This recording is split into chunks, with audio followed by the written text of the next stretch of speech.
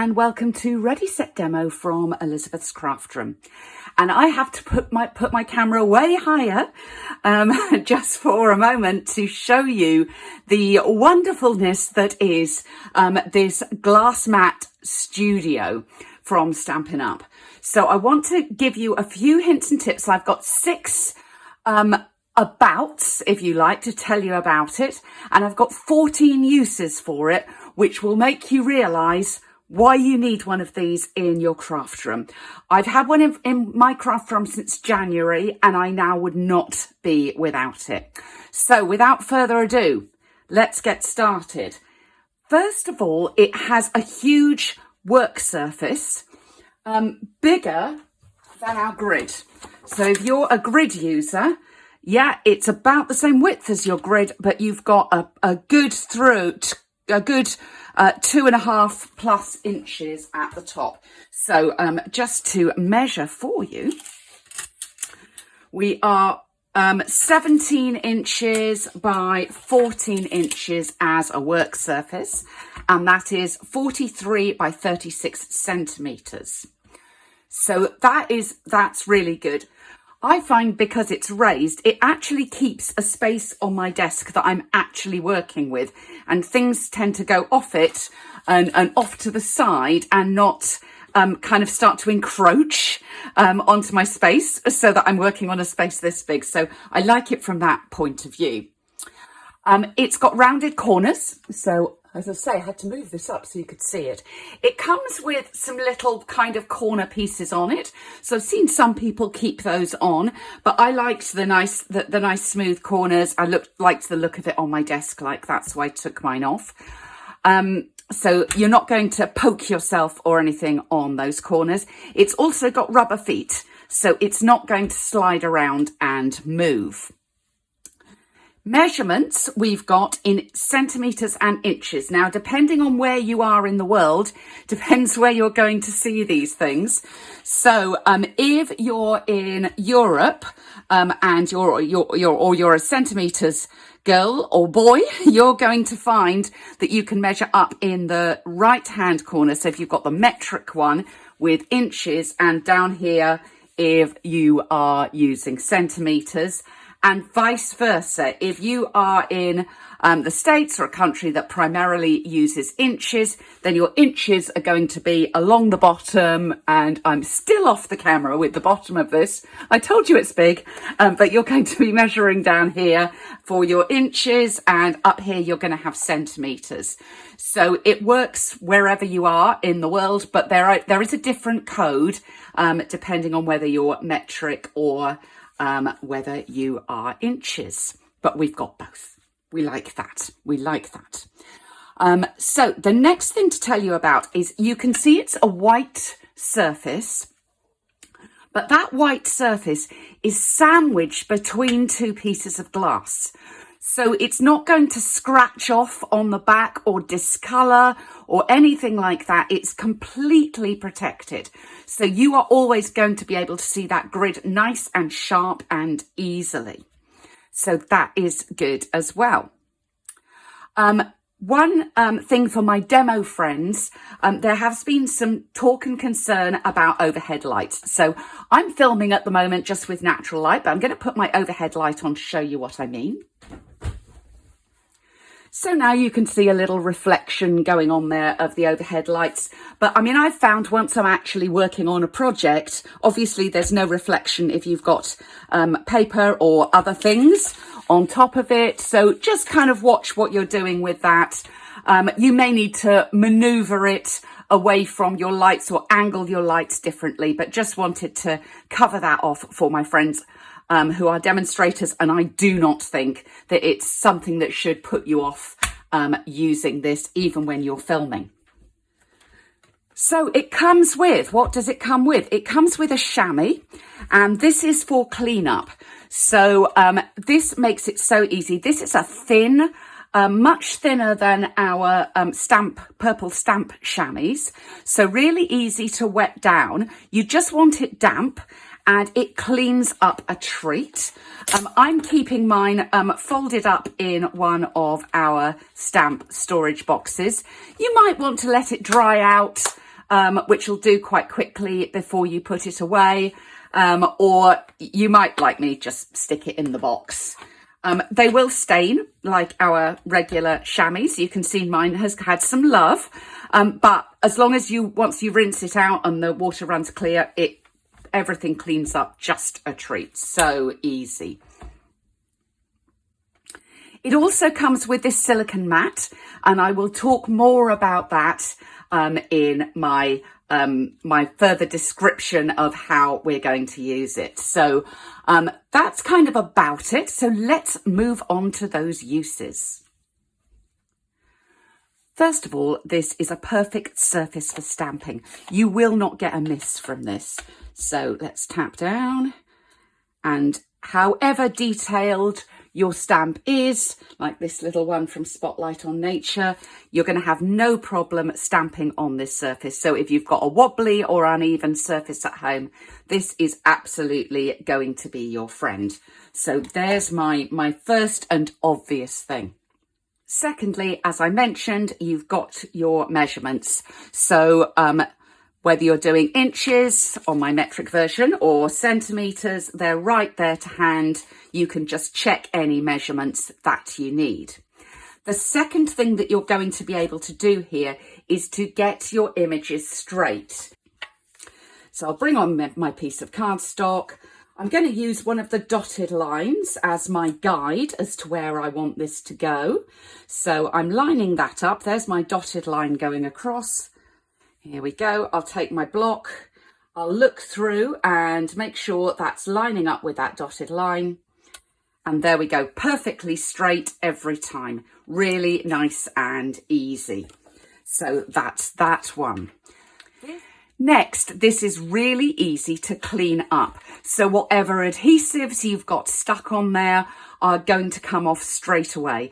I've just found that they wipe off. I tend to use a tissue to wipe off rather than my cloth, because although the adhesive will also wash out of my cloth, I don't want to be washing it too often. So I tend to use a tissue, but it cleans up so much better than my desk that's underneath, that is covered in glue, that occasionally I have to take a scrubbing brush to. This actually cleans up beautifully. If something gets really sticky, and you need something more than a little bit of water, then I would recommend using some hand sanitizer. Just takes off any sort of glue so easily. Whilst I'm not recommending this, I'm going to confess that I was mending something with Gorilla Glue or super glue, and I managed to get some on my my surface here, and I hadn't noticed, and I was so worried when I came back and I saw it was like a matte look, and I thought, I know what that is, I've ruined it. Nope, came off, no problem at all. I did use my hand sanitizer, and I gave it a little rub with my fingernail and it came off. So I'm not recommending that, but just to say, when I say it's easy clean, it really, really is. Obviously ink also. Let's just put a great big, I dropped my ink pad on there and off it comes. So easy. So it's really, really easy clean. Okay, moving on, Liz. Stop saying about that. Oh, I've still got another easy clean for you. Blends. Now, this is an interesting one because blends usually we say they work on a non-porous surface. So we will colour in something like window sheet with them and it stays. So I wasn't at all sure, and I wouldn't have done this if I hadn't seen another demonstrator do this. Thank you, Janet Morrow-Wakeland, because I wouldn't have risked it. But there you go. Even blends come straight off, no problem at all. So really, really good for clean-up. It's a great cutting surface. Now, here's one thing that you may not have guessed, because you might think, oh, this is going to scratch. Absolutely not. So we're going to put our piece of cardstock down. I'm going to use my dotted line there again as my guide, making sure everything is straight. I'm trying not to put my head in front of the camera. And I'm going to use my perforating tool. And this is from, if you haven't seen this, this is from the Crafters tips, which work obviously with the take your pick. This is one of the tools that you get, and you'll see you get a perfect perforation with that. And I'll just prove to you, it really does, it really has perforated.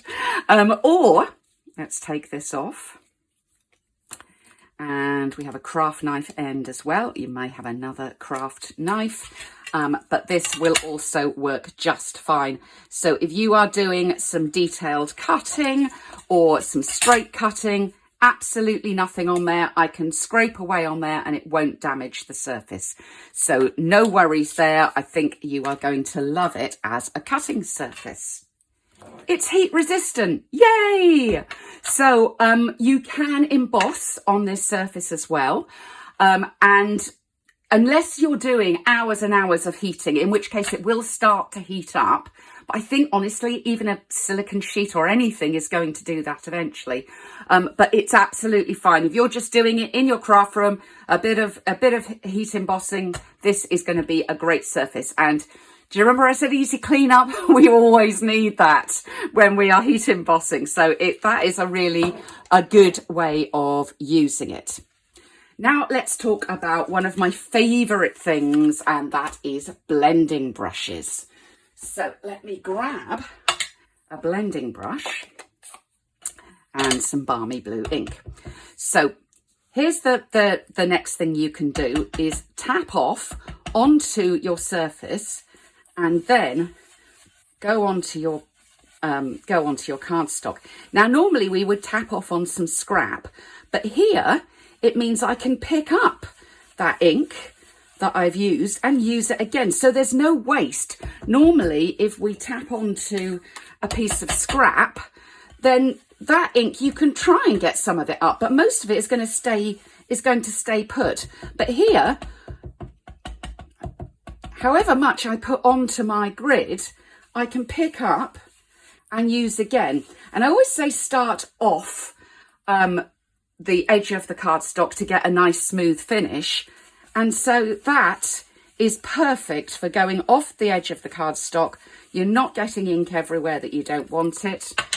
Absolutely perfect for using with your blending brushes. And then again, quick wipe over in case you've left any behind, and we're all clean again and ready to go again. Notes and measurements. You may know and noticed I have got the item code for this, which is 163988 in the UK. Speak to your local demonstrator for your local price.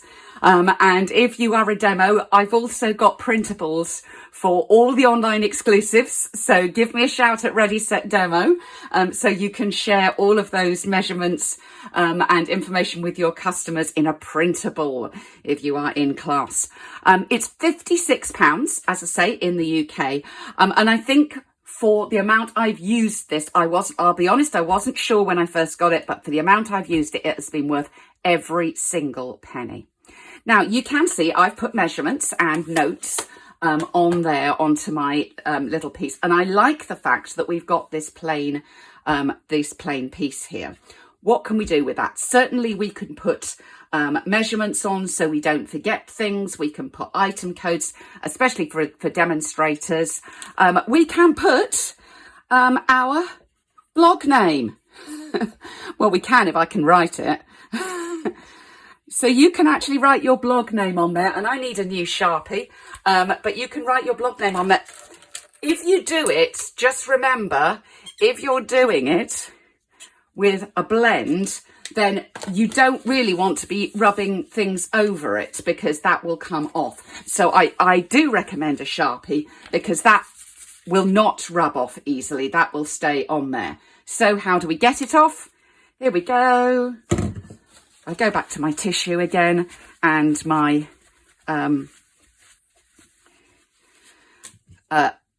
sanitizer, and it comes right off. So you can easily use your Sharpie marker and you will still have a clean surface at the end. But it's useful if you're cutting multiple things and you just need to remember what the sizes are and have them right in front of you. Another little tip I thought of actually while I was editing, so I've just jumped in. So it's going to be 16 tips or something in the end. This actually means that we can put our trimmer onto this surface. When you do it on the grid, it's kind of wobbling because the grid isn't as deep. But this, and especially with the little rubber feet, it does not move around. So you can bring your trimmer in and use that. And if we're putting it over this side, we can have our measurements down here that we need to trim, and we can be trimming with this not moving around. It is, I'm going to say, if I bring it up there so you can see, it's not quite the same width, but it is the width of the feet. So it's not sliding around, it's not pivoting as it does. I can't say that word without thinking of Friends. It doesn't pivot as you're using it. And that is also going to apply to your Stampin' Cut and Emboss. And if you're anything like me, on paper this slides. On here, that is not sliding anywhere. That is really, the little rubber feet on this are absolutely loving this glass surface. So 2 more ways to use it. Back to previous me. Background stamps are back. Now, background stamps haven't gone away, but for me, I always liked using them with a Stamparatus.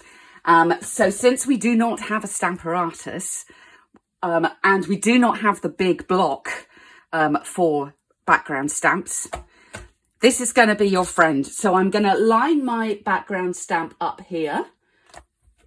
I'm going to have my piece of cardstock. I'm going to ink up. And you could ink up with multiple colours. You could use blending brushes to add multiple colours to this as well. So, but I'll just do, for the purposes of the video, I'll just do this one in Balmy Blue. I'm going to lay my piece of cardstock on where I want it to go. And then just to save my hands, I'm going to use a piece of copy paper and I'm going to rub all over to make sure I get all of that ink transferred. It means you can make a frame and you can also have that. And I'm just going to reach once again for my cleanup, because although I would clean this up with a scrub so I don't get my fingers inky as I lift it off, there we go. Really nice and easy, so perfect for background stamps. But we're not done yet. What if you're doing 2-step stamping and you want something to stay very still while you're doing it? Again, I'm crediting the same lady again, lovely Janet Morrow Wakeland. I'm sure she's not watching me, but if anyone knows her, you can tell her I gave her big credit. She put a magnet underneath here to make the whole board magnetic. It was one she got on Amazon, but I don't have that. And I tried my bits of magnet that I store my dies on, and that wasn't strong enough. So you need something fairly strong. But then I thought, I know what strong magnets I've still got. I still have these strong Stamparatus magnets. So you're going to need a super strong magnet for this. And what you're going to do is I'm going to stick one underneath, stick one on the top. Oops. And this is still flat with that Stamparatus magnet underneath. And that is really, held down. It's held in place. So if I want to do something where I really need something to stay still, perhaps if I'm doing some detailed painting or something, that is going to work. And just a tip, if you've got super strong magnets, don't let them jump together. Keep them separate. So that is another little tip. But thank you, Janet, for that idea. So I think we've done everything to do with the mat itself. So let's have a little look at the other things that we've got here. I think I've already mentioned that my chamois I keep in a stamp box. So that was one of the things I had on my list. So I just keep it in one of our regular stamp boxes. It's nice and convenient. It's easy to kind of slot somewhere near to the desk. But when I'm working, I have it out all the time. Now let's talk about this silicone tray. As you can see, I've had mine off the surface because then it gives me the maximum surface for stamping on, but you could have it on your surface while you're working if you like. One thing about it is it's nice and when it's on this surface, and in fact on my desk as well, it's not going to move around. And this grid bit, especially if you're doing, and actually one of the things that we've just been doing is picking up ink and going backwards and forwards. This is not going to slide around on here. It's got a kind of a grid which keeps it still. So again, anything that you want there. I tend to end up putting some of my tools on there as well, because again, they're not going to slide away. I'm not going to lose my bone folder or my scissors while they're on there, my paper snips while they're on there. So that's something you can use this for. But I've got another couple of things.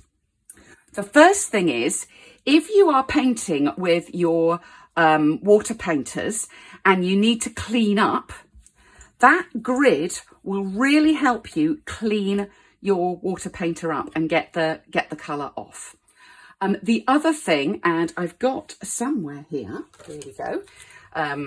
This is just one of our spritzers, but many years ago we had some watery type images. So I put that on so I can identify the difference between this and rubbing alcohol, which I've got in another one.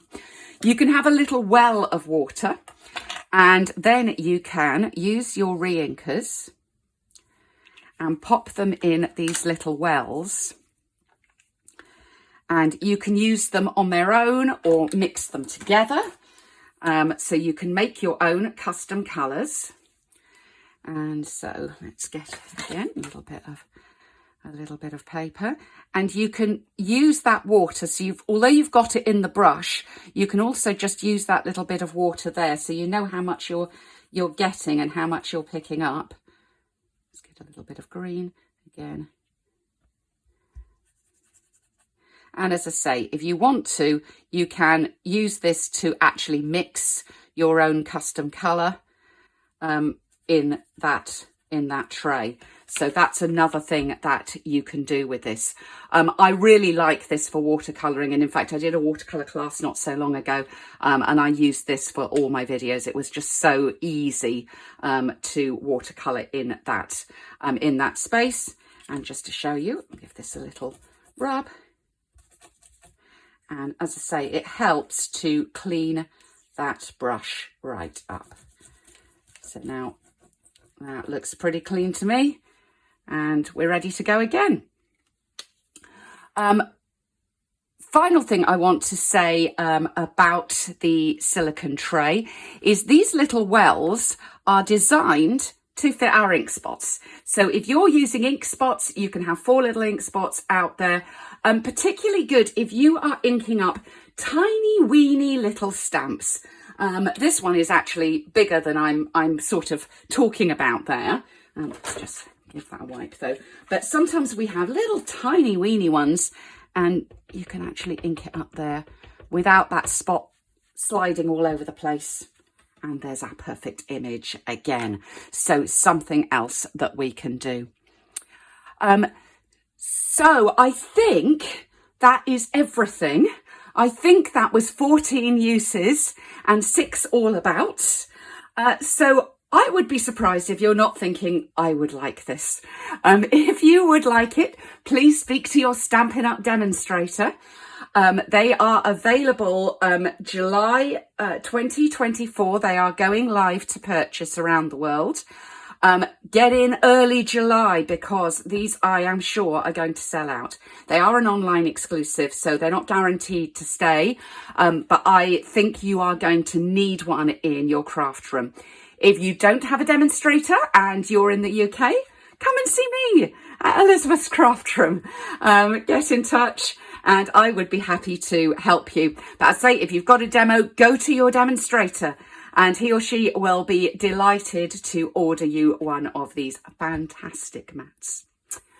For my lovely ladies, I'm seeing you in class this week, so we can talk more about this. And for my Ready Set Demo friends, if you haven't already got one in your craft room, I'm sorry, you absolutely need one. Thanks for visiting Ready Set Demo from Elizabeth's Craft Room today. Bye.